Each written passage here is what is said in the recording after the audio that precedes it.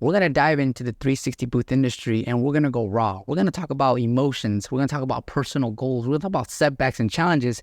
Here today, I have the lovely Claudia, also known as Miss 360. What's up, Claudia? Damn, you did not practice that. I thought it was going to be our first practice. No, you were gonna. I'm like, you were good. It's going to be on the fly. This is what I enjoy. And watching you grow on Instagram is also something that I enjoy. Thanks. A lot of folks are probably curious, Claudia, how did you get started? You're a business owner and you're a female. Like the 360, is it heavy for you? Give us some insight as to far as what got you started. Okay. The struggle, the fear. Bring me into your world. This is all about you here today. Oh, great questions. Okay. So we all, remember the pandemic, right? COVID happened. And thankfully, I was in a good position. I had money saved. At the time, I was with a partner. I wasn't doing anything, housewife type of stuff. Gotcha. Yeah. Who doesn't love that, right? But when you realize you don't have a purpose, like there's nothing going on, you get this need of wanting to do something, right? And wanting to feel accomplished. So just being home, this person was a business owner. That was motivating, right? I wanted to be a business owner. And I tried a few things, every girl tries the lashes, right? The easy stuff, the girly stuff. And I just realized that wasn't for me. I didn't feel that passion, And scrolling on TikTok, I found a video and then, 360, what is this? Let me YouTube it.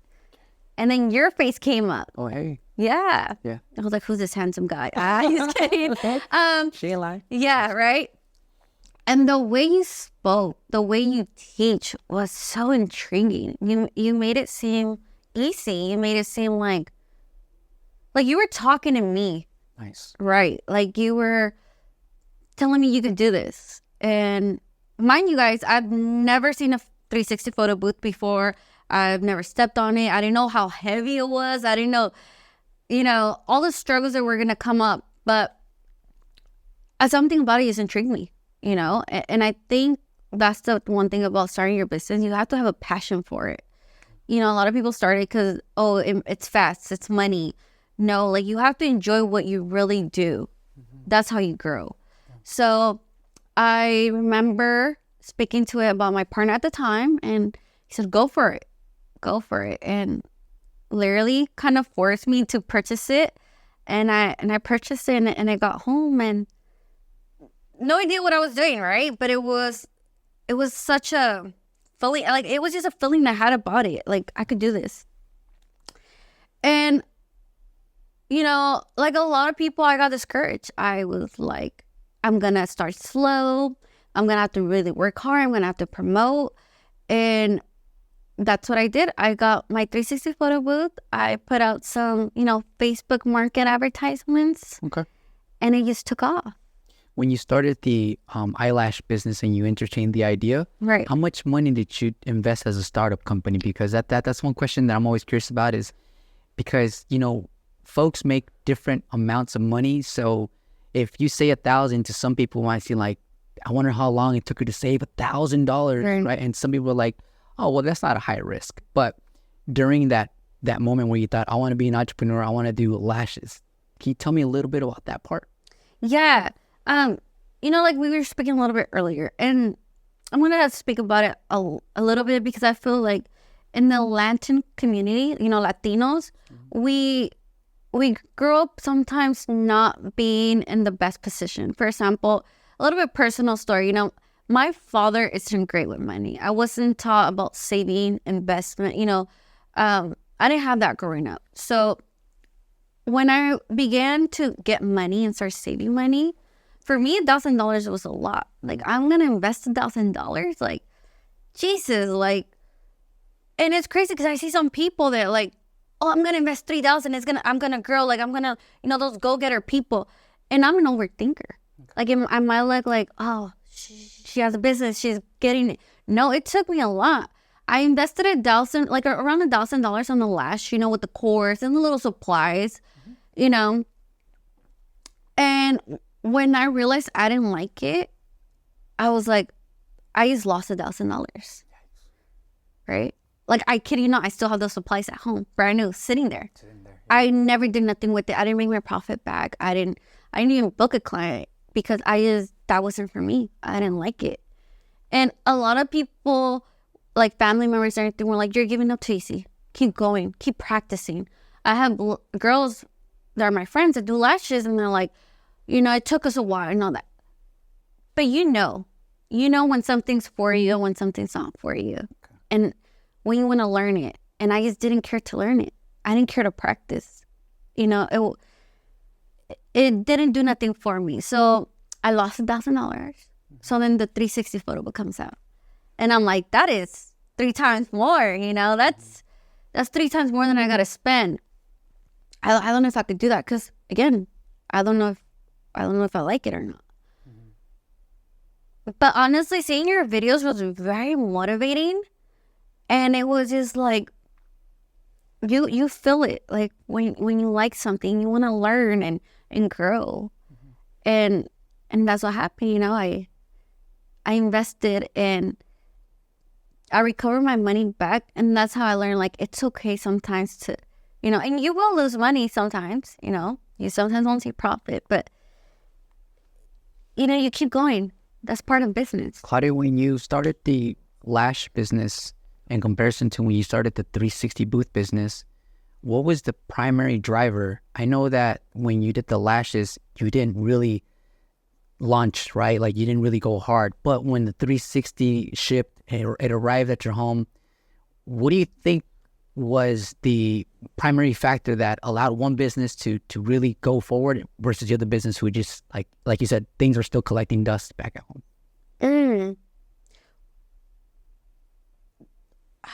The reason I bring this question up is because for the people that are listening and the people that are watching, I don't want them to start a 360 business and have the same experience you did with the lash business. Right. So I want you to kind of share what you felt pushed you forward, propelled you, whether it is maybe financial support, emotional support. I know that you mentioned some of the videos that I put out kind of helped you with the 360 booth startup. Right. So what do you think was like the primary difference as far as why one actually took off and the other one did? Of course I had support from people. And I think when they saw how I would talk about it and they were like, hey, we see your passion in it, and then when I booked clients without any, no fancy video, no fancy logo. It was just people that believed in me and were giving me a chance. It was like, okay. So I threw my first free event. I was like, I'm not going to charge. We're going to do a party. And it was completely free. And I put my setup. And it was just like such a proud moment, right? Saying that. I remember I had paid for the backdrop, the balloons, made it really fancy because I was going to use it as my promo videos and all that. Okay. And when it felt like this isn't a job, I'm having fun, like all the compliments, this is cool and this is amazing. And then when I got back home and it was like the logics of it, like I don't want to just learn about a 360 photo booth. I want to learn about marketing. I want to learn about, I already had some experience with sales, but it was like, now I want to put that into this, right? You were doing what type of sales? Dealership. So I was selling cars, right? Okay. And it was like everything that comes with it. I think a lot of people, what happens here is like they just hear the good thing. It makes money. It's fun. It's easy. But they forget that if you really want to grow and succeed, it's more than that. It's the behind the stuff that people don't see, right? Yeah, especially the learning curve, right? I think for that portion of the process can really leave some people in the dark. One, because they might not love technology, troubleshooting, getting familiar with, hey, what is frame rate, what is exposure, what is ISO, all that. And so they might see their videos and thinking, hey, I'm using the same exact phone she is. Right. But why do my videos look a certain way? And it's really, you have to be enthusiastic to dive a little deeper. So you did a free event, that 360 free event. What happened from that point on? I used those videos, and then I built my Instagram. I built my Instagram, and I put time and work into it. I remember, of course, we all start without any followers, and mind you guys, I'm such an overthinker. I come off very bubbly and friendly, but behind me, like, there's a lot that goes on, right? But it was like I had to think, hey, I had to put in the work because no one's gonna put it in for me, right?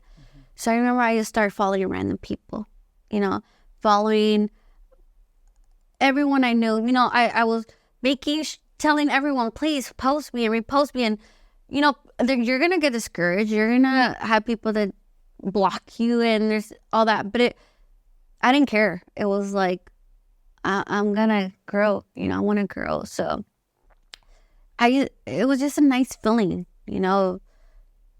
putting in the work for yourself, not for a corporate job, for anyone else. This was going to be for me, right? And believing in yourself, that's what you need when you start, When you started 360 and you did your first event, you did promo videos. Throughout that process, I know that there's like a burning fire where your alarm doesn't even go off because you're already up out of bed thinking, I'm going to do this for my business today. I'm going to change this and make it better. So do you think launching the business also helped you emotionally to deal with other things because now you're focused on something that's just positive? Because as entrepreneurs, I think that we have the tendency to always look at the world in a very optimistic, positive way and hoping that every move that we make and decision investment that we do is going to turn out as great as we imagine it to be. Right. So as you're going through this process, you're excited about the 360 booth business.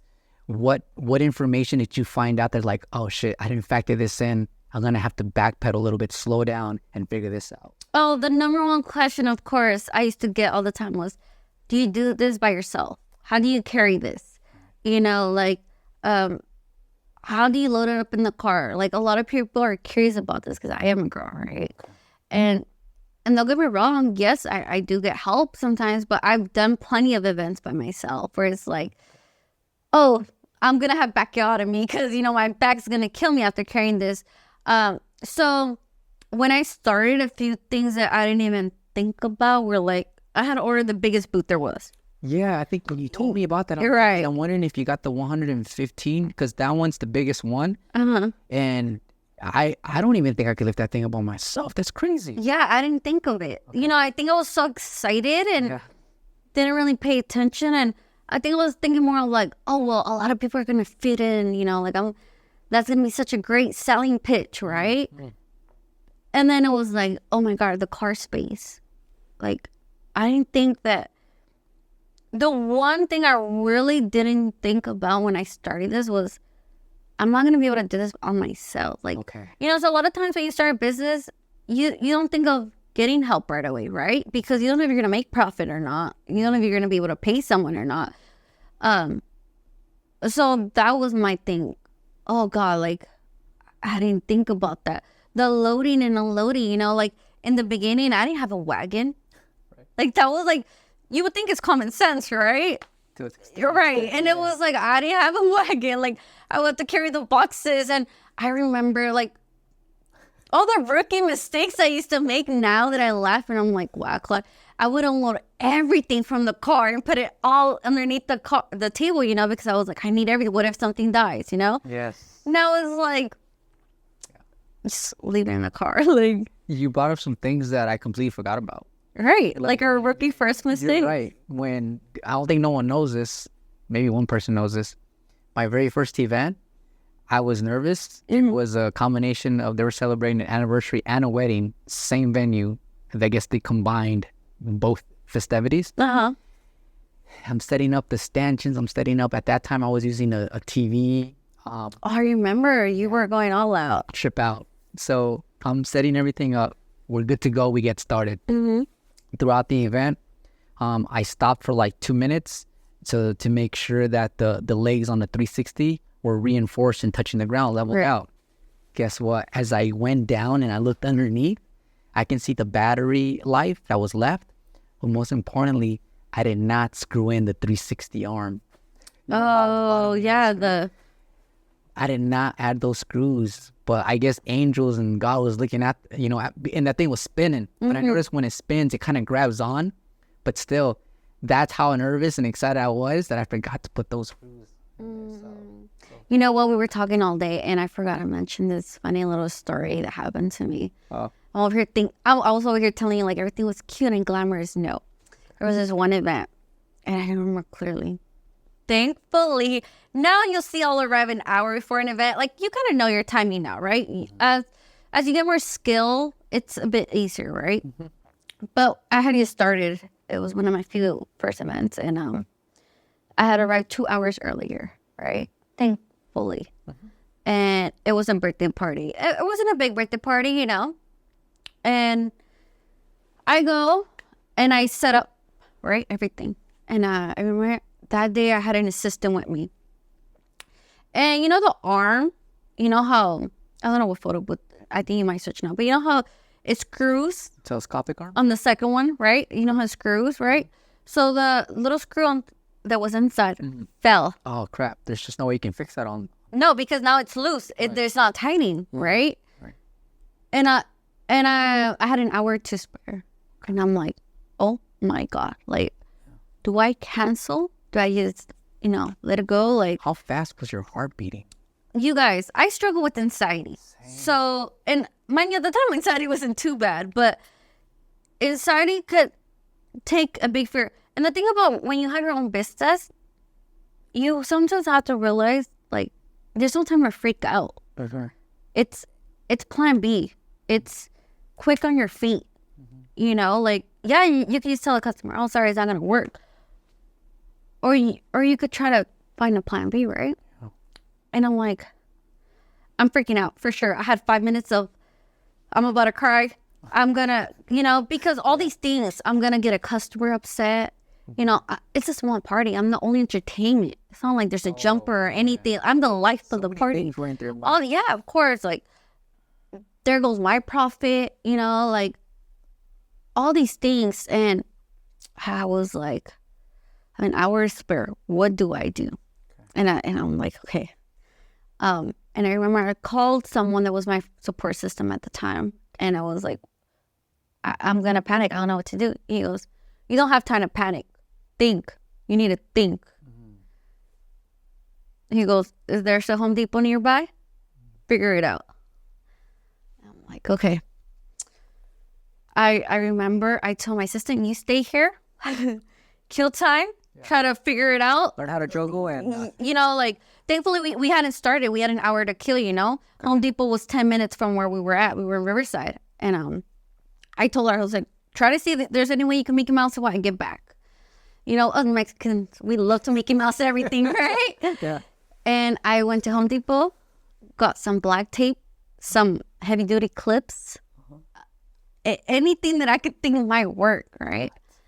I go back, and I remember I was, mind you, everyone's doing their party, so they're not looking at me. So I'm like, and I'm making sure, like, because anxiety's kicking in, right? Because instead of telling this customer, hey, I'm going to leave, sorry, like, she thinks everything's working out because I'm still staying, right?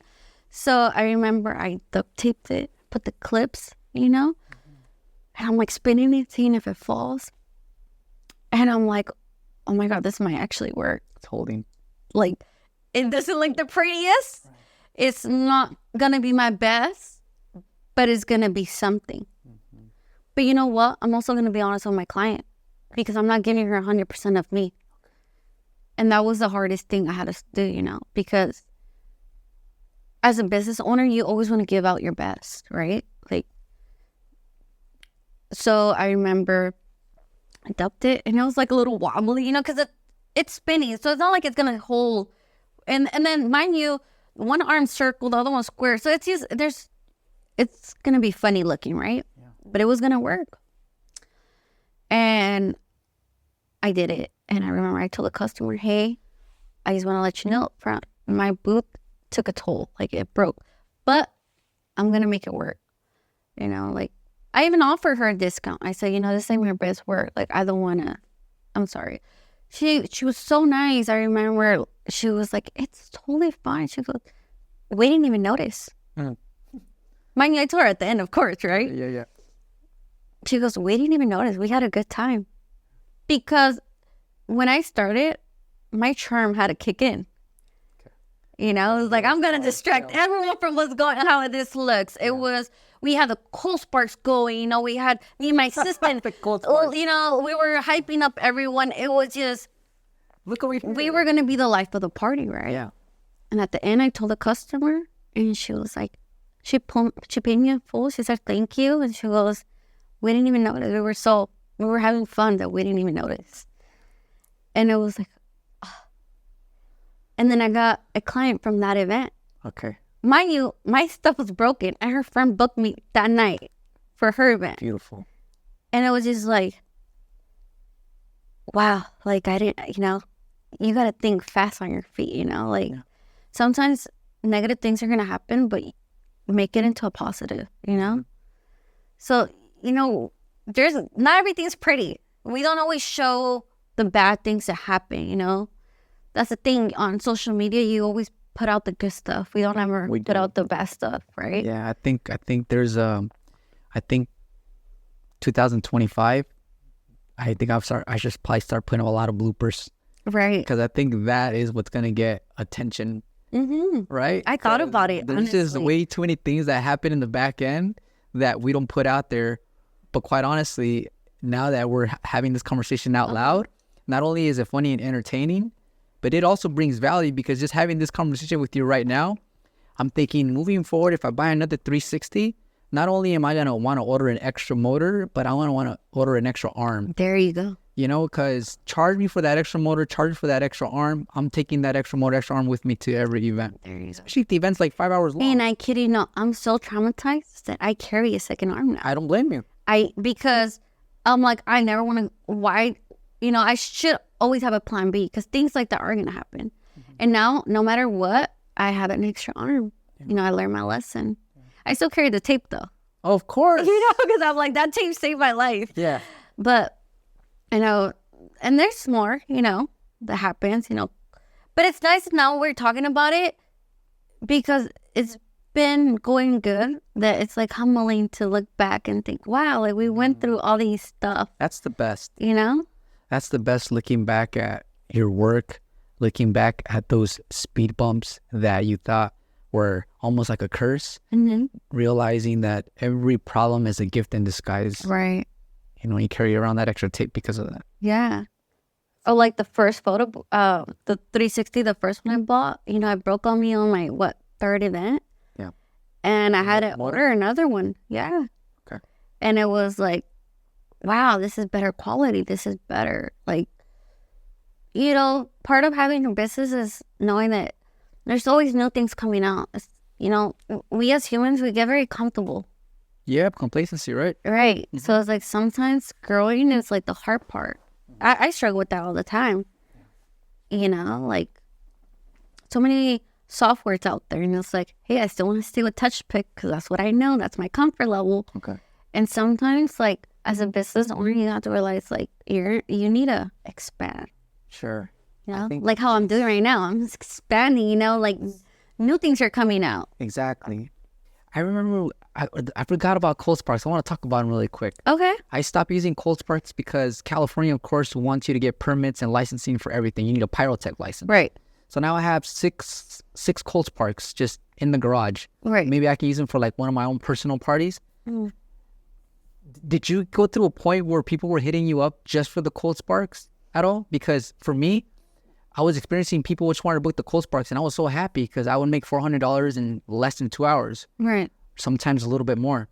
And then I realized why I was getting so many inquiries from wedding planners, because I didn't know that you needed a pyrotech license for the cold spark. So there I was going to these events, going uninformed, making money, but not realizing how much I was risking the business. Like, did you go through that? You know what's so funny? I just found that out. Oh, okay. So it goes to show, like, you have to stay learning about your stuff, you know, like, educating yourself. I didn't know that until recently when I found out. Yes, I had a few people reach out about the cold parts, but to be honest, sometimes that's what we need to realize. Like, just because like you did have everything, like the TVs and the cold parts, doesn't mean it's gonna work for me. So I saw those cold parts and I was like, that's cool. I have to have it. I have to invest in it, right? Yes. It's gonna make me the money, right? It wasn't really for me. Okay. I have them, but I don't feel like I never utilized them as much as I should have. Okay. And wasn't my selling pitch. I think it's important to stay, one, aware of what the consumer wants, but two, also, what do I want to represent my brand when it comes to the actual service? So I like cold sparks. I don't know if it's because I'm a dude and I like things that spark right. Cool, and I like being techie, but you're right. Like when people would ask me, hey, I'm about to because back in the day, I would book one-on-one consultations. Okay. Where people were considering getting started and they would book me and we'll sit down or talk on the phone for an hour and I'll give them as much information as I can so that they can make a decision. So when they would bring up iPad sharing station, a TV, cold sparks, all that, I would tell them, look, focus on the essentials. You need a decent phone and you need a decent 360 booth and decent lighting. You don't need an iPad sharing station. You don't need cold sparks. So to your point, if people are on the fence of getting their business started, I think it's important to really master the most important parts, right? The most important elements of the business. So, because I think that's what happens. People get overwhelmed, especially when you're really starting off. You feel like you need everything. You see this person, well, they have everything. I need the top of the line, this and this and this. It's like, focus on the main thing, right? And then the rest are accessories. Those are extras, right? So I had to learn that a little bit of the tough. I started off like that. I was like, everything good. I have to have everything, and money was going out. But I'm like, I don't know if money's going to be coming in. So yeah, it's like, don't feel overwhelmed. Don't feel like because he has everything and she has everything, you have to have everything. Like, start with the bases, and then see what you like, what you think your business, read your customers, read your parties, and then go from there. Let's go ahead and talk about reading your customers and getting familiar with your demographics. One thing I gave you a lot of credit and a lot of props, and at the end of the day, I think other people who understand marketing will give you recognition, is you ran with Miss 360 booth. And I feel like every time I scrolled on Instagram, you somehow, some way, I don't know if this was planned, but you targeted females, you targeted girls. And it's like, hey, ladies, I'm a female business owner. Right. And you, like I said, you had a pink rug underneath the 360 booth that really popped. Right. I never thought, I'm over here trying to create cold sparkles and fog. You're like, here's a pink rug, Yeah. And how did that come about? I'm a girl. Right. So it's like the aesthetically pleasing, like the girly, right? To be honest, I was just being me in the beginning. I didn't really get into it until when you start your business, you're gonna start learning. You're gonna meet people throughout it, right? And some people are gonna give you advice. And I remember this person gave me that advice. They're like, use that as an advantage. And, you are bubbly, you're girly, you're pretty. Put that in your business. And I really honestly didn't get what he meant by it, And then I remember I kept scrolling, do a lot of research, look at other 360 photo booths. What are they providing, What isn't out there? Like, how can you stand out? And it was like, everyone does the black and red carpet. But hey, there's a blue one, there's a red one. Like, why can't I give more options? And then, go to these parties and everything's pink and glamour. And it's like, that's what we're missing. And that's what, if you see my table runners, I have glitter and I have pink and, my templates are very girly and glitter and because quinceañeras, they love that. You have to learn your clients, there's a client for everyone, right? Of course, yeah. So I think that's what I leaned towards, and it was just, it came natural to me, you know? With that being said, what's the percentage as far as gender? Like, do you feel like 30% of people that book with you are male and 70% are female? For sure. Around that, like, Yeah, statistically? for sure. Always a woman. Yeah. Okay. Good. That's good to know. Yeah, honestly, you know what? I didn't really think about it like that until you started bringing it up, and I'm like, I've only had like a female guys, you know? Yeah, Yeah. definitely. It's part of the marketing. It's part of the brand. And you know, it's crazy because a lot of times these male guys are booking surprise parties for the girls. So it's like, so they are going towards the girl route. Yes. It's just, you know, so it just worked out. Yeah. I have something I want to dive into. Being a female business owner, you're out there in events and they see you as a girl running a business. Mm-hmm. Then you and because you're a female, these guys, they offer you X, Y, and Z. They want to collaborate with you because you're a pretty girl. Right. Whether it's DJs, the bartender, whatever. Like, hey, I got this following. Let's collaborate. Mm-hmm. But then they have other intentions. Mm-hmm. Tell me about that, because I want women to know that it happens. And also, I want you to educate them on how to settle filters so they don't have experiences like some of the experiences that happened to you. Right. You know, that's a sensitive topic, like, because it's not really, you know, we don't talk about it, but it's like, that's really how it is, you know. Us females, we will get taken advantage of, right? So you'll hear all this sweet talk, you know, and then you have people, in general, any business, you'll have someone higher than you, more followers, you know, more clientele there. So you fall in this trap where you're like, I need their help, or, you know, I need them to grow. And that's not necessarily true.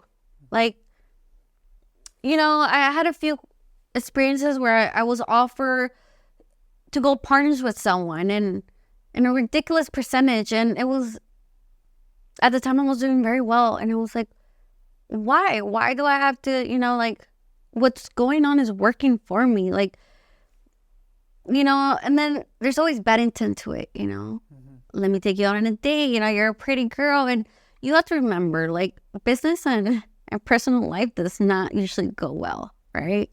And you have to set boundaries, right? Sometimes you have to listen to your sixth sense. You know, you'll get advice, but it's not always good advice, you know. So try to stay focused, right? Mm-hmm. Don't times might be desperate, but don't always fall for it, you know.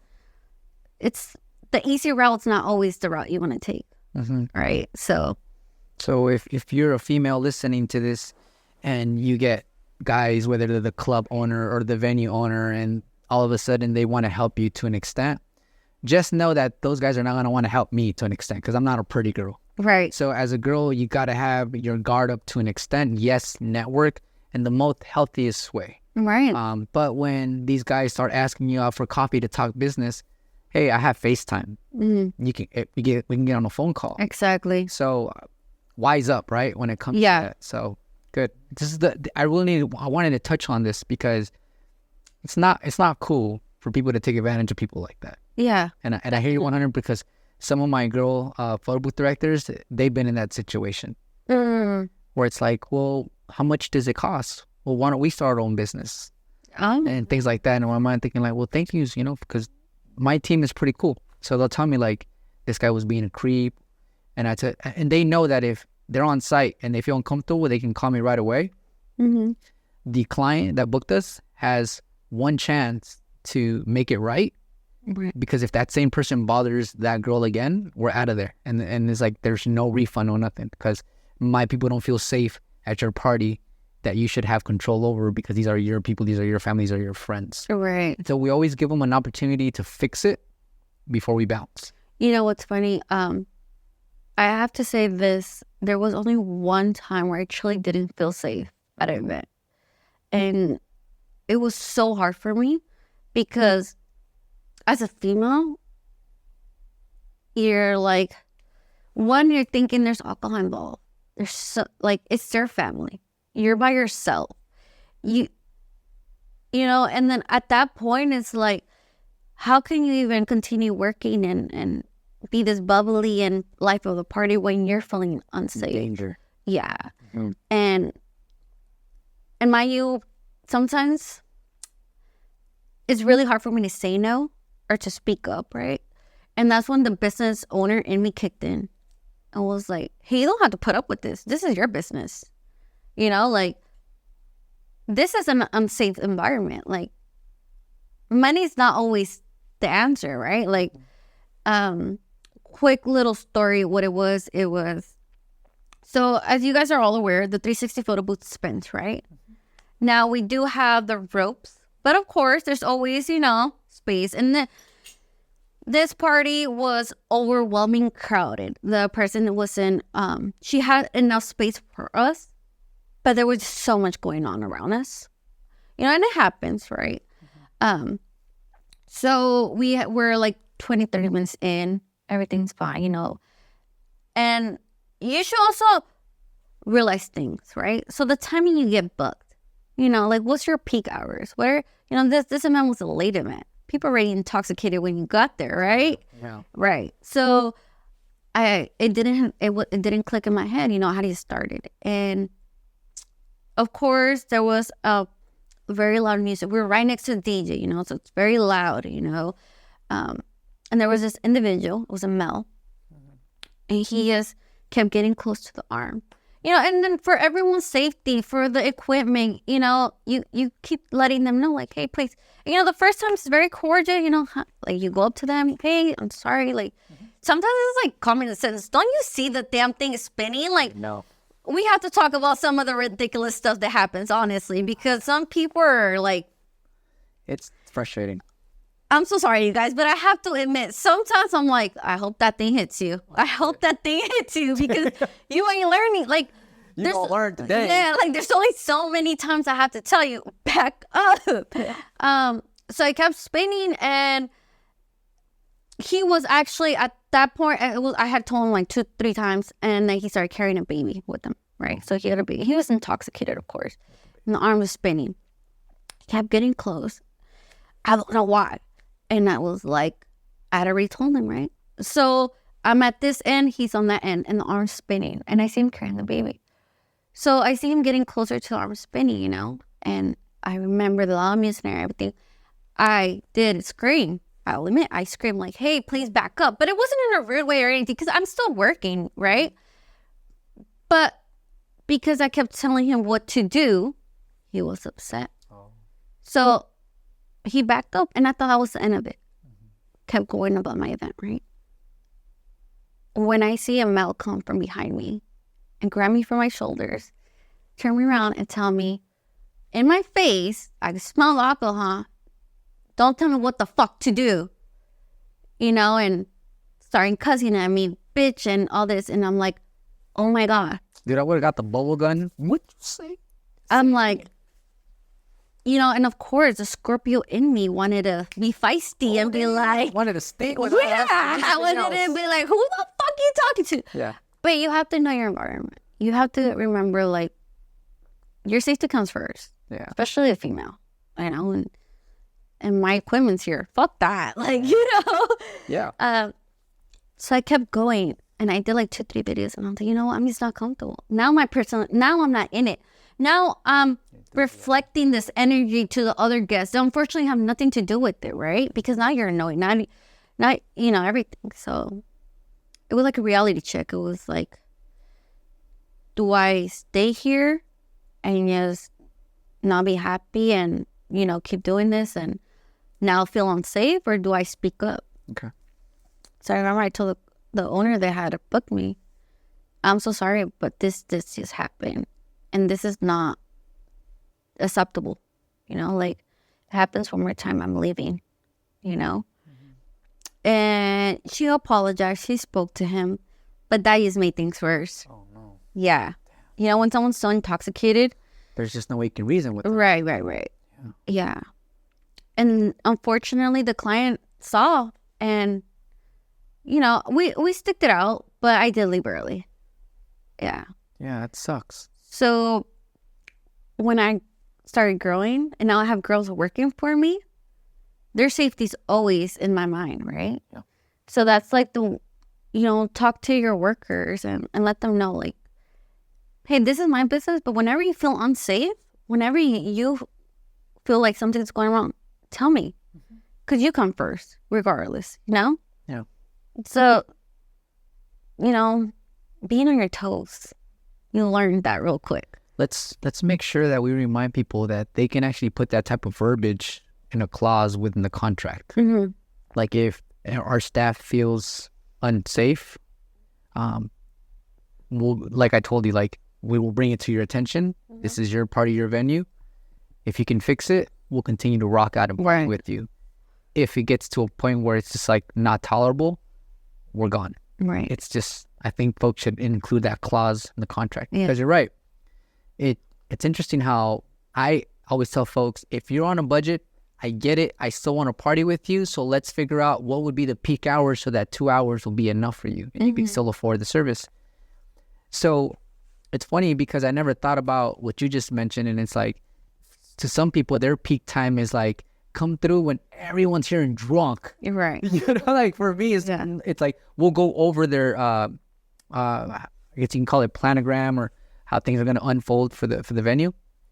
And we get there, like if it's from 6 to 10, we'll stay the last 2 hours because everyone should be there by now. But to your point, it's important to know that depending on the type of venue or event or whatever it is, there will be people that have been drinking since like they arrived. Very mindful of that. Thanks for sharing. Yeah, of course. Because I don't think when people start their 360 business, they think about these things. Like I never thought about it. I never thought I was going to deal with people that were going to be intoxicated or, those things never, of course, because you have your first event, everything went well and everything's fun. You don't think of the things that are the real things are going to happen, Yeah. People that are unhappy or intoxicated. So you're going to go through a lot. Don't get discouraged. You're going to grow in this business in more than one way. Yeah. So speaking of growth, we touched a little bit on the things that could go wrong and the things that can go extremely wrong. Right. But now let's start pivoting into where, we see the golden light come into the clouds and it's like, oh, you got in a conversation with me when I was in Sedona, Arizona, I want to say almost a full year ago. I think it was. Yeah, I saw the day in my text. It was 2023. Yeah? Yeah. Okay. And we talked just for like a minute or two. And you said something that's like, we have to sit down and have this conversation. This was a long time ago, right? Right. I was such a good place then. Yes. So let's talk about that place and what the 360 booth business has brought about for you. Of course. I say it with such pride. All right. And trust me, I'm very humbling about it. I bought my first home. That's crazy. Yeah, at 27. So I started the process when I was 27. So I just bought my home. It hasn't been a full year. But I saved up enough for my deposit and I bought my home. So your 360 booth gave you the down payment. Do you want to share how much of a down payment you put down? 30. So this girl, within 1 year, right, more or less, 1 year was able to accumulate $30,000 from your 360 booth to put down on a home. Yeah. I talked to a lot of people, and I want to tell you that that's something, one of the coolest things I've ever heard. Like for someone to start something as a side gig, and all of a sudden it buys you a piece of real estate that, and hopefully it continues to appreciate over time. Right. Yeah. That's amazing. So how did that feel? You know what? It was always a goal of mine, right? Of course, I'm Mexican, so I grew up with a little bit of the old school, right? So I wanted to buy my mom a house. So yes, it's my house, my name, but I didn't want for my mom. We didn't grow up in a stable place, so I just always grew up wanting that. I just wanted my brothers to have that.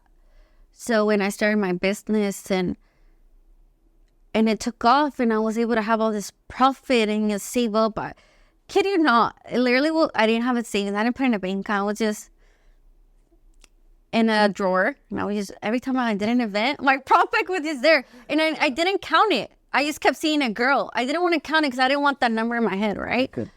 And then things happen in life, right? And it wasn't even the time to buy a house. Of course, we all know how shitty economy is right now, right?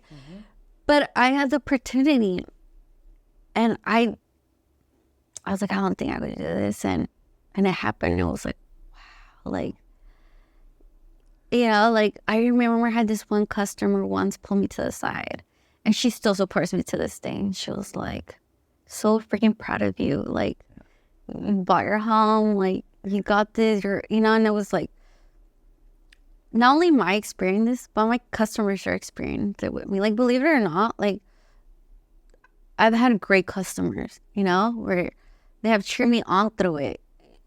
And it's unbelievable. Like, what this small business has provided for me. Like, I had my dream car. I have my beautiful house, I live very comfortably because I keep working on my business, So as you can see now that you're looking back, your business is totally a reflection of your growth, because the growth had to happen internally for people to see it out as an actual reality that's tangible. And so congratulations on that. Right. That is a big deal. Yeah. And I think a lot of times, like, because we're living in it, we don't actually see our accomplishments. Like, yeah, I was happy and, but I kept working.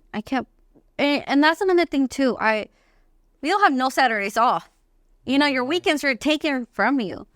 But at the end, it's so rewarding, and because I was enjoying it, and I had a goal in mind. I didn't see it as like a job. I didn't see it as nagging. It was good, That's a major accomplishment.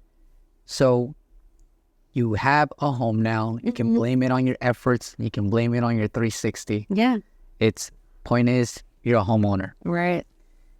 It's interesting because in the beginning, and everyone's journey is a tad bit different, but I know how it feels to make a lot of money as an individual, meaning like a one-man band.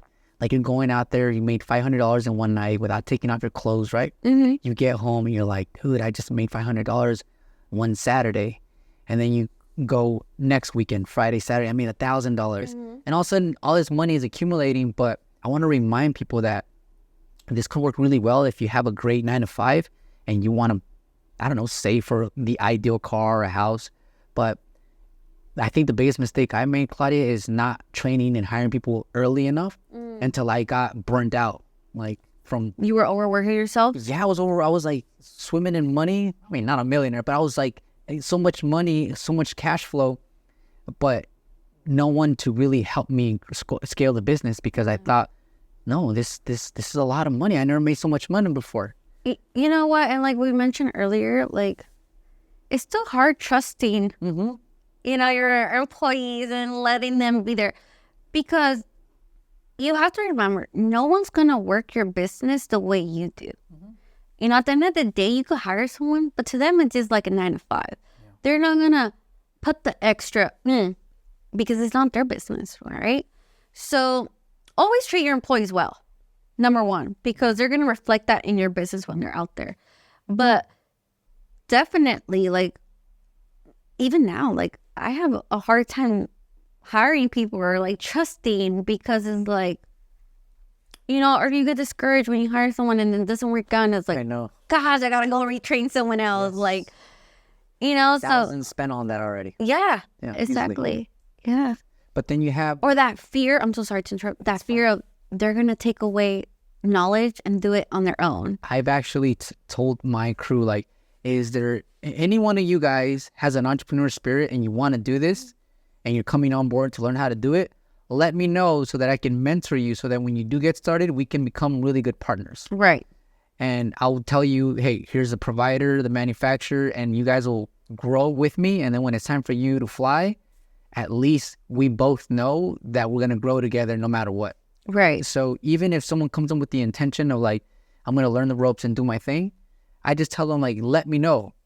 Because then that means that you're going to be the hungriest from all the other directors that I have, the photo booth attendants. And I know exactly at what speed I can go with you, because you already have an ulterior motive, whatever you want to call it, an ultimatum. So I always bring transparency into the business. Right. And I always ask them, maybe like once a month, have your passions changed? Do you have new goals? And whatever they tell me, I see if there's a way to implement that into the business. Smart. So giving people the opportunity to grow in the business by something they're passionate about helps you keep them in the business so that they can continue growing as an individual, and it actually helps the business to a beautiful degree. And I think that's why when I was working for a mobile repair place, Sprint, I stayed there for 5 years because the owner, I started off as a technician, became a senior technician, then became a sales assistant, then became sales manager. And I was doing all these things because he was giving me the freedom to tap into more aspects of the business. And I didn't feel micromanaged. And I felt like and that's why I stayed there for so long, because I was able to grow within my own means and not feel the pressure. So I thought, I'm going to take that same concept into my business one day. Right. And this is me now living this out. And it's funny because most of the people working for right now, they're so young. Right. They're so little. Have you had any experience? I think we should talk about it a little bit. Because of course, when it's a small business, the one thing is you're going to hire family and friends. Oh, yeah.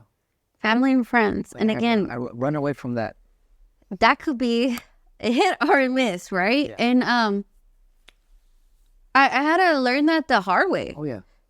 And it's like, oh, I hate conflict, right? I hate having that talk. But you have to remember, like, this is, we call it a small business, but no, this is a business. This is a full-time running business. Your clients come first. This is real. Like, hey, you're my friend, you're my family, but at the end of the day, this is what feeds me. This is what provides for my family. So, that was tough. That was tough for me, especially because when I started this, I didn't think I was going to need help. Mm-hmm. That never crossed my mind, right? Yeah. So when I started to need help and I just didn't feel the support, that was a hard pill to swallow, because it's like, well, you're my brother. Why aren't you helping me? Like, this benefits both of us, right? Yeah. But you have to realize, like, that's not their vision. That's not their, Right. So I'm against hiring friends and family. A reason why is because I think that short term it'll help you. Mm-hmm. Long term it's gonna be devastating. Right. Because it's like you mentioned, your family. So they're thinking like, I'll be 5 minutes late, no biggie. Exactly. Or you know what? I'm gonna go ahead and when the 360 booth isn't like super full, I'm gonna go grab a quick drink by the bar. And there's just so many things that in their mind is thinking like, Claudia's cool. Like, it's like no biggie. Oh my God, you know how much I struggle with that. Yes. And yes, you're a cool manager. And yes, you're pretty flexible. But at the same time, we need professionalism throughout the entire event. Yeah, I did not know how I was going to battle with that when I started hiring girls. Like, especially because keep in mind, our job is in a fun environment. Like, it doesn't really seem like a job when you're doing it, right? Like, so, or because they see you on the phone and it's like, oh, well, I could be on my phone. It's like, hey, no, like, yeah. I'm the boss. Like, I'm still paying, It's like, it was those hard conversations of having to sit down with someone and telling them, like, hey, take this serious. Like, it's all fun and games and it's easy, but let's be professional. Because you never know what client's watching. That could be your next referral, right? Like, so take it always serious. Since you're going to go into a new chapter in your business where you're letting go a little bit more, because that's the only way to grow. For my photo booth attendants, I remind them about our mission. And I also remind them like, hey, just remember, you can also make really good tips, but you have to have the enthusiasm and you're going to ask for reviews. You're going to get bonuses when you get, like, I basically want to set them up for success. And yeah, give them a small pep talk, but not to a point where I feel like I need to give them a pep talk every single time, because then I feel like, okay, if you're not naturally motivated, I can't be burning a fire underneath you the entire time. I need to focus on other parts of the business. But what I do remind them is like, remember guys, we always reach back to the client after the event to see what they loved and how things were. Right. So this is why I would hate to get an email saying that you guys weren't very attentive or you guys weren't at the booth, 30% of the time, or were on your phone. I said, you guys are representing the brand and representing yourself as a being professional. Right. And so, because we talk about this and we have emails and we have group text messages, I think right now I'm at a good place, but I didn't get there just like from one day to the next. No. Like I felt like with some people, I didn't give them a second chance. Like I fired them like that. With other people, I had too much hope in them and gave them too many chances.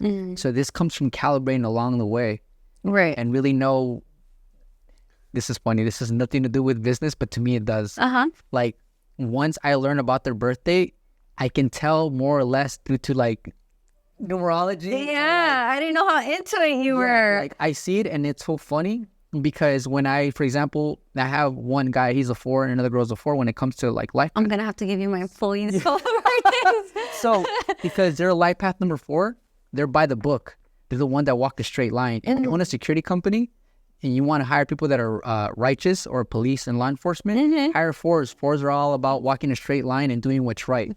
Yeah. They don't like cheating. They don't like messing up. 4s like to accomplish the mission, and they'll go and they'll make sure that they need rules and a structure. And right. 4s. And so some of my photos with it are 4s, and I feel like I get to see it like pan out. They don't know that I know that they're a 4, but it's so funny to see like other ones that are different numerology, right? How their personality plays into it. It's so cool. Yeah. One of the things too is when I'm interviewing, I need to know that they're extroverted, because I've hired introverts that are good, but the event, just like me, it drains them. Yeah. So even though they're great at the event, just keep in mind that when busy season gets around, they do a really good job, but then you'll see them lose enthusiasm because they're naturally introverted, that if you give them too many events, they need time to replenish their batteries. Yeah. I struggle. I love you, Brittany. She knows because we talk about this all the time. But she works for me, and she started very, timid, very, like low spoken, and I had to always give her pep talks, like, hey, like, you gotta remember, like, we're the life of the party, and I need you to be outspoken and stuff, right? And that's what I noticed, that there's easy events, and then we have those events where it's like, you ain't getting no bathroom break. Like, you back to back. We got crowded and a lot of music, and it's an overwhelming event, right? And not everyone could mentally deal with that because it gets overwhelming. You kind of like shut down, right? You have to be quick on your feet. You excited the whole time, and sometimes that could be very draining, right? So you're gonna have to really get in tune with the people that you're working with, right? Yeah. And motivate them, and sometimes that could be a lot for you, because it's like, gosh, why don't they get on the first event? Like, how many times I gotta tell them? Like, it could be very frustrating. It is, and I think that's why, because we have so many things going on already, that it's important to pour time and invest time into the right people, not the people that we hope improve. Right. But the people that want to improve are open-minded and are looking to do more. Right. And that's what I love, that she wanted to learn and do better. Yeah. And now when a customer gives her a compliment, I could see the spark in her eye. Like, the whole way back home, she's like, like, oh, it was a good event. Like, she gets hyped. And that's what makes me happy. Like, and I think the tips always help, right? Like, and I'm like, exactly. You see the difference? Like, that tip came because of your performance. Right. Only because of your performance. Not because you're extra cute, but because of your performance. Yeah, it's not because of my setup. It's not because of my lighting. No. It was your customer service. I was bothered, Claudia, when the world went through a phase where every time you go somewhere and check out, it said, how much tip did you want to leave the person you bought a water from? Do you remember, like, when you would go even to gas stations? Yeah. They would ask, like, to leave a tip, or you go pick up your pizza, they tip. Yeah. I always felt awkward not giving them a tip. But then I started thinking, like, I don't get tips every single event, and I do a kick-ass job. Yeah. And so I thought to myself, for me to give this person a tip for doing absolutely the minimum, I'm not going to feel bad anymore by putting no tip. Right. It's awkward. It's an awkward feeling. Trust me. But if you make me a blended drink, there was no spark, it was very dry. Like when they put no tip, I know that they know that, and it's awkward. Like I feel awkward. I don't know if they feel awkward, but I feel awkward. I get that little anxiety kick in, like, oh, this is an awkward moment. So I was like, no, I didn't do my birthday. Right. You know, you didn't even ask. You didn't even smile. Put it that way. Of course. So you know, but it sucks because the economy is so shitty. So it's like that little tip does a lot for us. For more the reason, Right. the economy is so shitty. Why should I pay even extra on top of the taxes for what I just bought? For you already getting paid at our hourly rate, but you're doing the bare minimum. Right. That's why I love people that go above and beyond, and I'm more than happy to give them a tip that's gonna be like, they're gonna look at the tip, they're gonna be like, Yeah. what? And you know what's so funny? I do that with my employees. Like, when I know we don't always get tips, you know, a lot of times people you think like, well, we got hired and that's it. Like, you know, we don't always get tips. We get lucky if we get tips, right? Like, we used to have a tip jar. And sometimes we're like, nothing. And it's embarrassing. But hey, big bills in there from the props. Hey, we've done that. We have done that. Yeah. People. Or, you know, there's some customers that are jerks and they get the fake pop and they put it in there. It's like, come on, you didn't have to get me excited for nothing, right? Right. But when I would see my employees doing like beyond, I would get out of my pocket and tip them because you have to invest in them because, you know. And then when you do that, because I do that too, when you do that, make sure you write exactly why you did it. Like, and preferably have them read it instead of just vocally say it to them. Because when they read it, they're imagining it and they're reading it, it hits different. I never thought of that. So when people hear something and see something, everyone's senses are a little different, just like everyone has different language of love.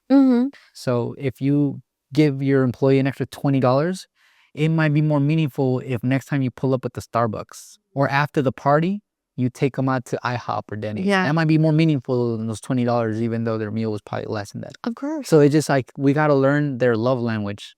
I learned that too over time, that every employee has their own love language.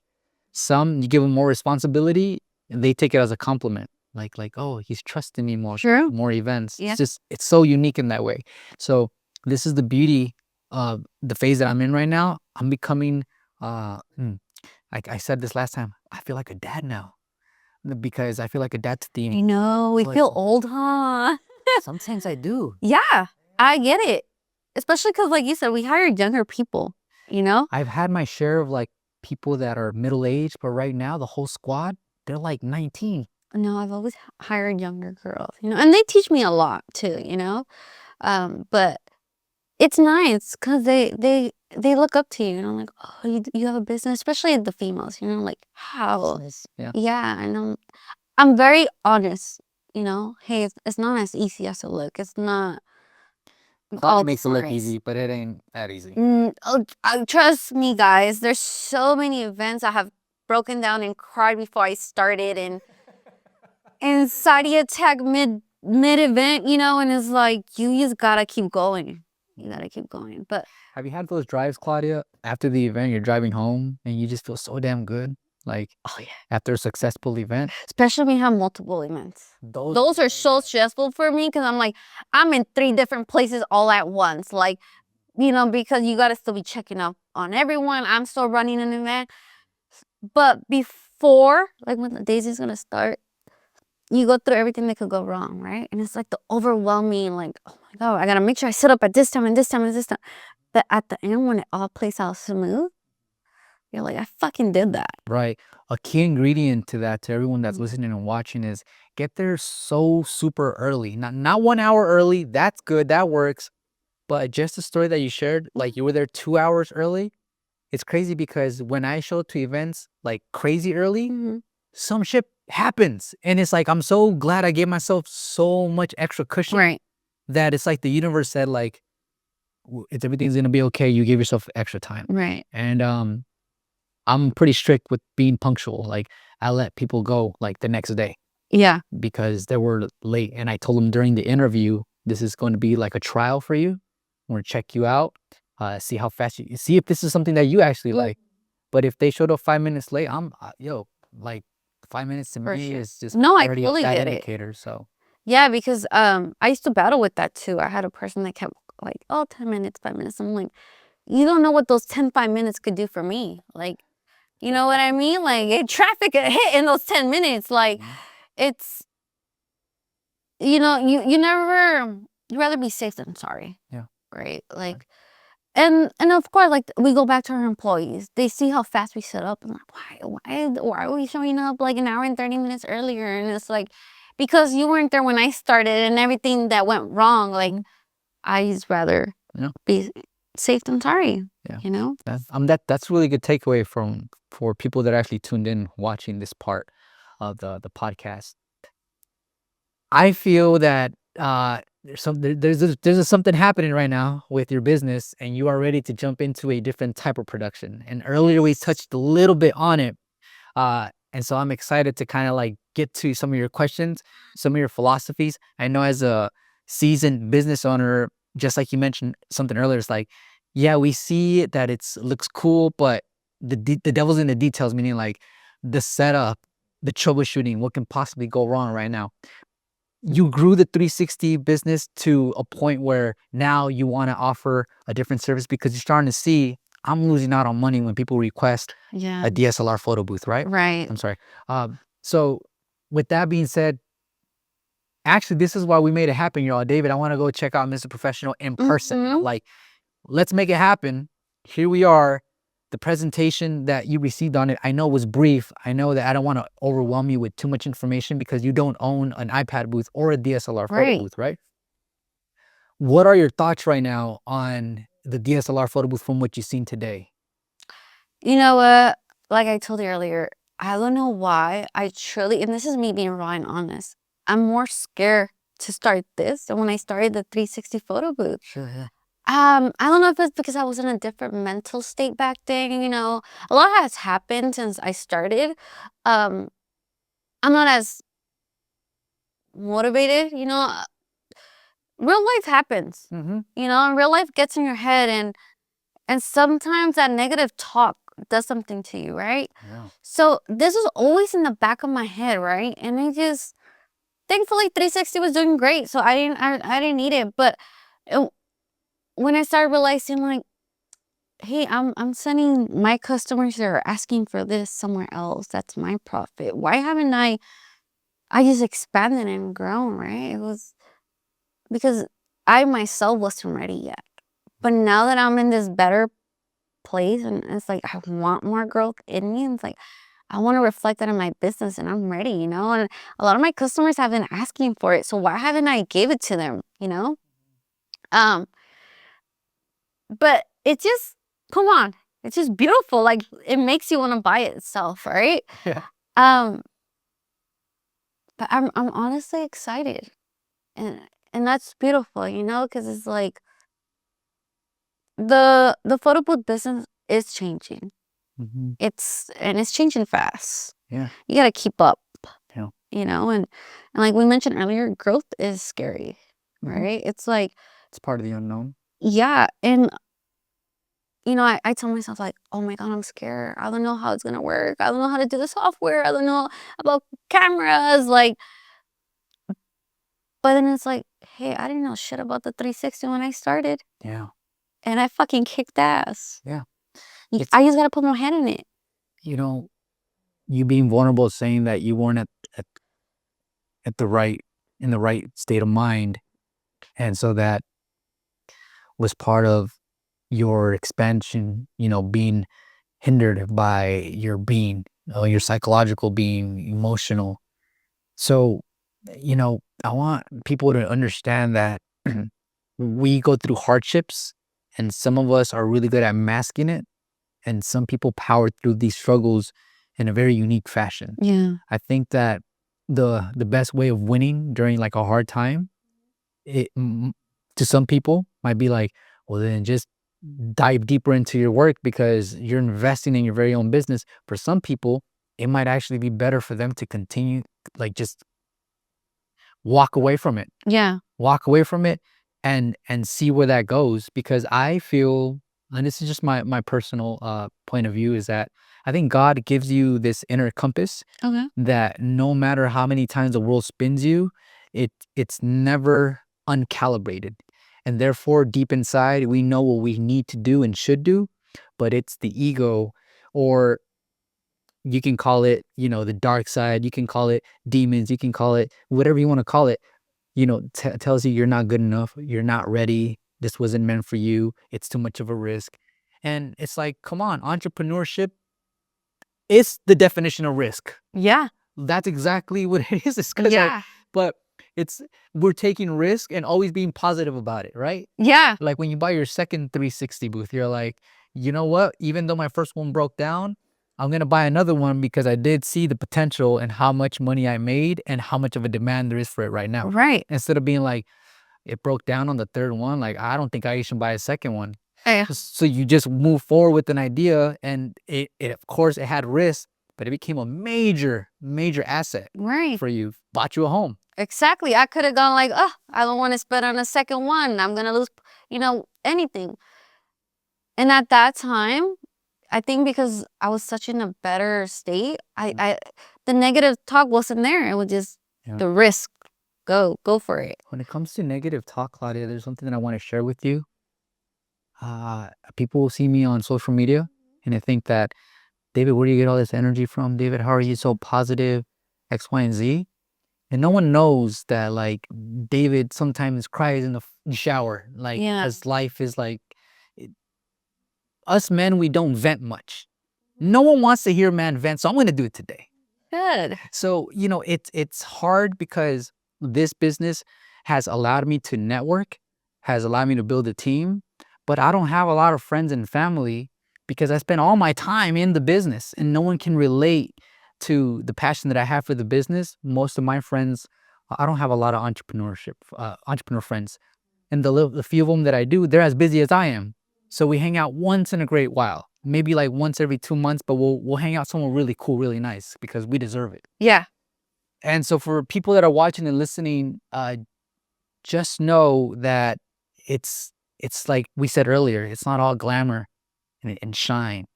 And people on YouTube sometimes make it out to be like, this is the businesses you have to jump into, easy money. Yeah.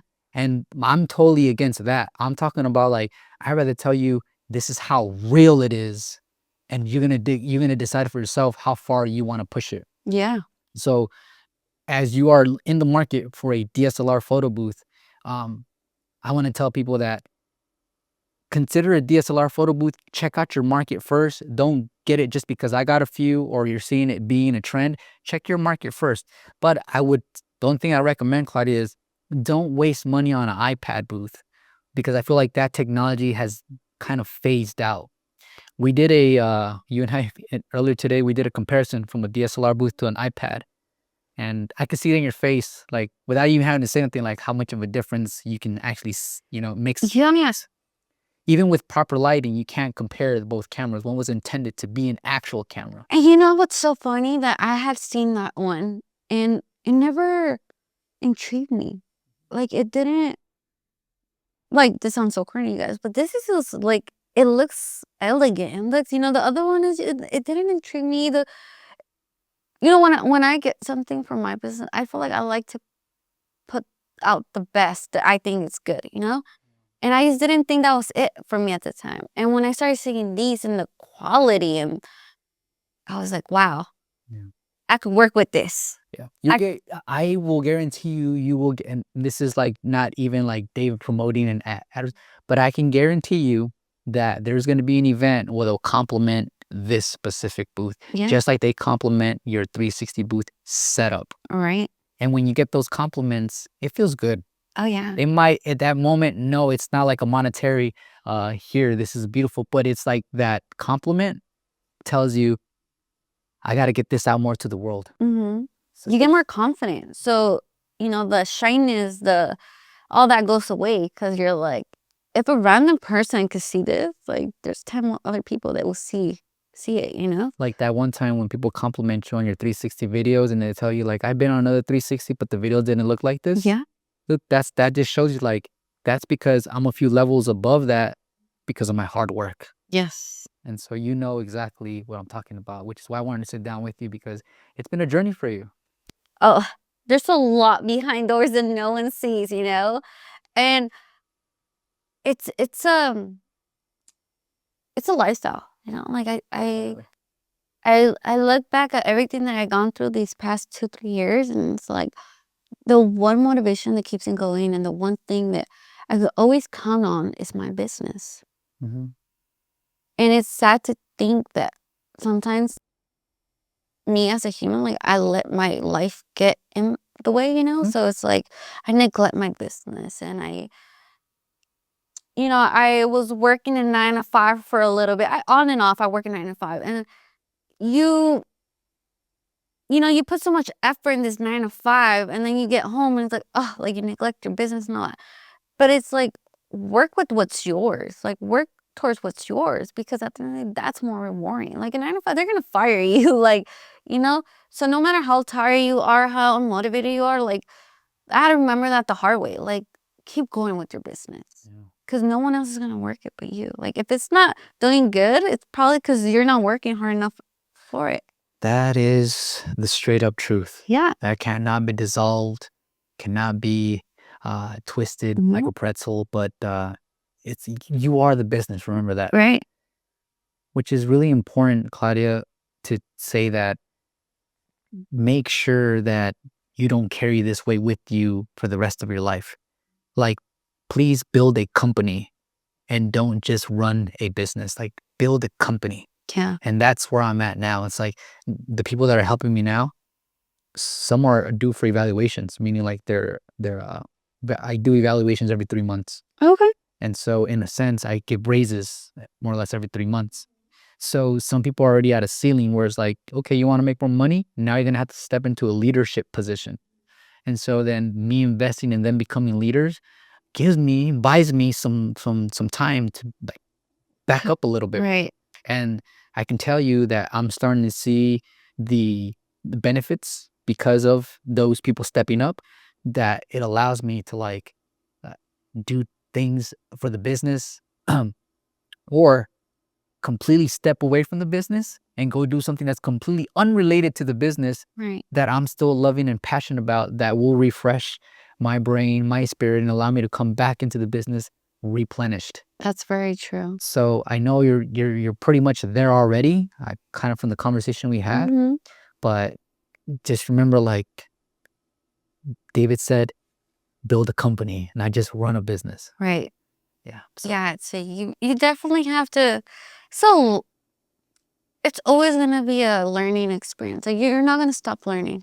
You're not gonna stop learning, and that's gonna be life skills. That's gonna be business skills. That's gonna be marketing. Everything. Like, everything has a little bit to do with everything. So it sucks because, again, life gets in the way and you get distracted. But when you truly remember why you started and how this makes you feel when you're actually doing it, and how good rewarding it can be, it's like you want to continue doing it, and all those loving DMs, of other owners, and there's people watching you. There's people watching you out there, and you might think like, like when I started, I was like, it's my little small business. Like, I'm just putting a reel out there. Like, it's nothing. And then when I realized, wow, people are watching me too. Like, someone is looking up to me too. It's like, that's freaking cool, you guys. Like, like, just the way I look at you, like, God, there's an angel, like, he's such a, yeah, like, honestly, like, because I feel like if I didn't watch your video, I wouldn't be where I'm at right now. Oh, you deserve all the credit. No, definitely. But it was like, you spoke to me, like that little push. I think every human needs it. So, like, no matter how silly you think that video is, or you're not doing well enough, like, just put it out there. If you're okay with it, put it out there, because you don't know who's watching. Hey, Claudia, so you should definitely consider, starting a YouTube journey, because you are really good at storytelling and you have a lot to offer. You would definitely help a certain, demographics of viewers. And I guess I'm referring to like females who have this in mind, Right. but are on the fence. They might vibe with you or like your style a lot more than they like my style. Yeah, because you just lean towards guys more, huh? I don't discriminate, but when I watch the analytics, it's funny because I thought it was going to be a bunch of guys, but closely looking at the analytics and age, it's I thought it would be like I was way off until I started paying attention to analytics both on Google Mm-hmm. when I run campaigns, but most importantly YouTube. And people from 18 to 55 years old are watching and constantly watching. Um, as far as females and males, it's a very slight difference. It's like a 40-50, Okay. like 50% male, 40% women. I thought to myself, that's very close. So, and then comments too. We get a good amount of girls at the photo booth expo, also like girls. So I'm thinking like, this is good because this is the kind of field that anyone from any background could dive into. However, just make sure that you're somewhat extroverted because as I was saying with you earlier, Mm-hmm. as an introvert, it could be draining. Yeah. Well, I mean, for me, I kept going because I never had made so much money in my life. When I first started and I just going to every event, even though I was introverted, Okay. the money kept me motivated. That was motivation. Now I'm at an age where it's like money is no longer my main motivator. Now I can tell you that now it's like being a good example and basically making sure that my team is set up for success. And what does that look like? Well, proper training, mentoring, but most importantly, keeping them out in the field, busy growing. So I think of them too when I'm like, nah. And you know what I love about you? Like, I feel like you made a lot of money, Mhm. but you always stick to like wanting to teach others. Yeah. You know, like you stayed humble. You stayed teaching us. You know, you could have kept that all to yourself. You could have been, you know, and that's beautiful. And I think that's why you're so blessed and people look up to you because it's like, you know, we get that sense of you wanting to help truly. Like, It's hard. It's hard, Claudia, because oh, like you mentioned earlier, yeah, sometimes they just think that you are the repairman. Yeah. that exact point that you made is wonderful, but it comes back to haunt me. And how you might think like, Dave, what are you talking about? Well, people call my phone directly, and it's from different area codes, so I know they're not even California, and they leave a voicemail, and they need help. They leave me DMs, emails, text messages, and then that's the part that's, I'm just gonna say it out loud to everyone. Like that part could be draining for me, and I'll tell you why.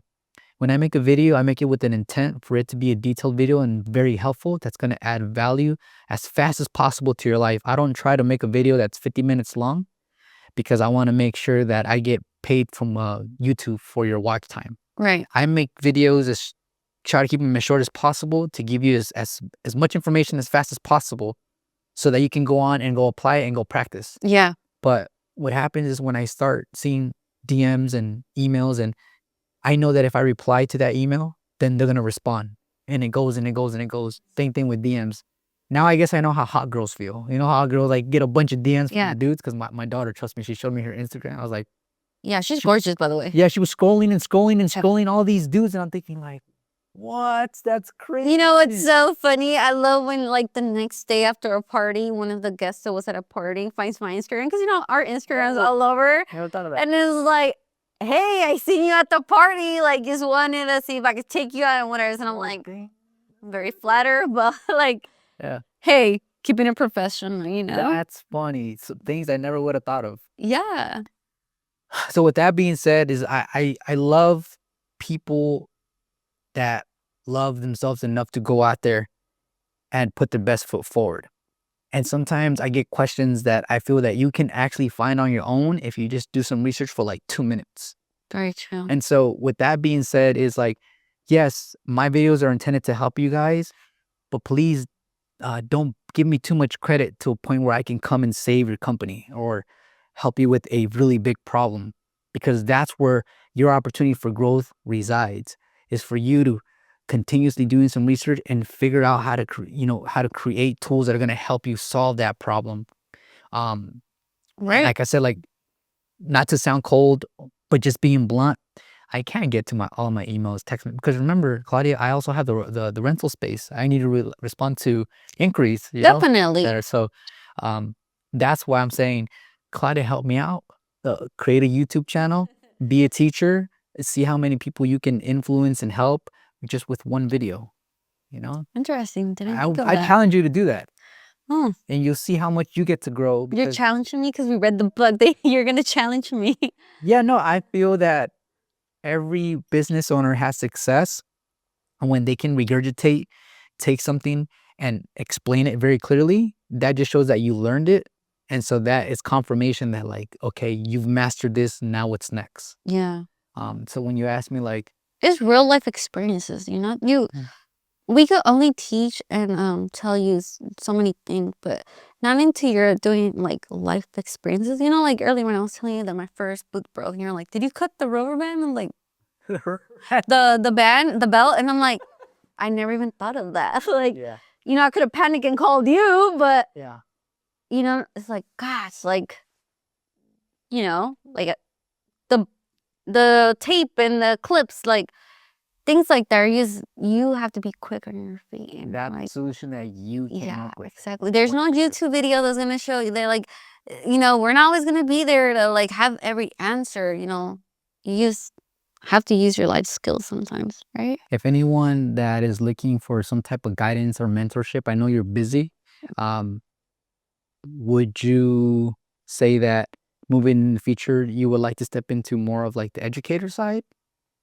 Because I feel like when people watch this and they hear your story, I can guarantee you people will hit you up and ask you things. And so I'm preparing you mentally so that when you get those, once you get started, where'd you buy your booth? How much do you charge?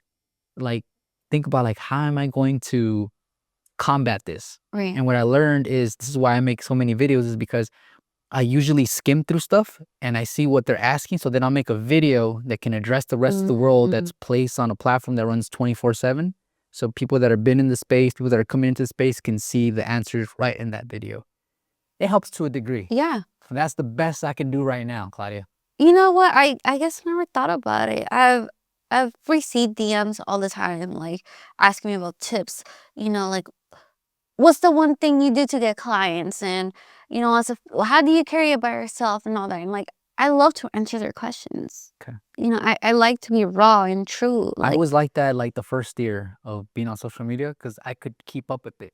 oh yeah. Yeah. But you know what? I don't know if this happened to you. Like, I was for a while. I was like a little too sick in the head about it. Like, I will lose 2 followers. And I'm like, what did I do wrong? Why did I lose a follower? Why is my, you know, or why hasn't it been going up? Like, it could also be draining. Like, social media is a great tool, but it's also draining, you know, because you have to keep up with it.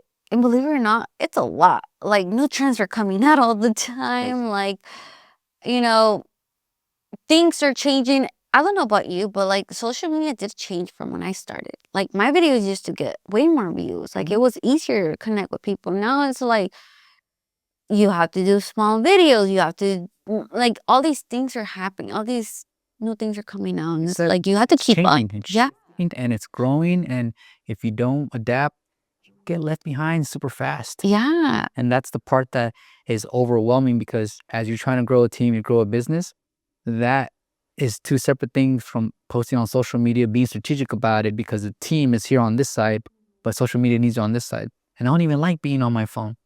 So like I said, like that's why it's difficult for me to answer to everyone because I'd rather my phone be over there and me taking a nap right here finally. Right. But And I think that's what happened. Like when I took a mental break from it, like when I was going through a lot mentally in my personal life, and when I had to go back on Instagram and I was using the same things that I used to use and the same tools and you know the same stuff, and I was like, why isn't it working no more? It was like a reality check. Like I need to keep up. I need to, you know, study and work on it. Like I have to learn what's new, and it was a hard pill to swallow. Like I can just forget about it, like because things are always getting better, you know. So always I love keep, that. We said keep what? like always keep, you know, track of your business. Don't get comfortable. I got comfortable, and Cannot get comfortable. that's the truth. I got comfortable. I was booked in advance. I said it's fine if I don't pose. You know, it's gonna be okay. And then there was that period where it's like, oh God, It's a little quiet. yeah, Yeah. yeah. and then the videos are not hitting the same. What happened through those 6 months, you know? You know what? I'm going to give you some tea. Oh. How about when you know the man is cheating? Because they will, you know, a lot of the men don't know how to use airdrop. See, us girls, you know? What? Us girls, when we're in our gown and we don't have our phone right there, but we used it at 360 and we need to airdrop it, right? Yeah. So when the girl's like, oh, babe, like, take out your phone, like, grab it from her, you know? Oh, shit. And they're like, hesitate. And they're like, I've seen that. and then the girl's like, what's wrong? Like, grab it. And I'm like, do you want me to show you? Like, no. Like, I'm a female. My sixth senses kick in. Yes. You know? Like, I've seen that situation where the lady doesn't want to pull out her phone. She wants the guy to pull out her. Yeah. So I always thought, I was like, why? But now I understand. One of them has an insecurity. Yeah. Or With one the of them's phone. playing detective. Yeah. The game is changing. Get yourself a DSLR photo booth. You know? And yeah, if you guys want to get a hold of Claudia, Miss 360, give her a shout out. Girl, what's your Instagram? Miss 360 Booth. You know, branding is important. Everywhere you go, Miss 360 Booth. Okay. And if they are on Facebook, do you have Facebook? I am Miss 360 Booth. Branding is everything. What else we got? TikTok, Miss 360 Booth. Website, Miss 360 Booth. Everything's Miss 360 Booth. I made it easy for you guys. Yeah. And I'm going to try to convince her to start a YouTube channel, and most likely it's going to be Miss 360 Booth. So we'll see. Thank you so much for tuning in. The lights went off. This is perfect timing. I'll see you guys in the next one. Take care. Peace. Thank you.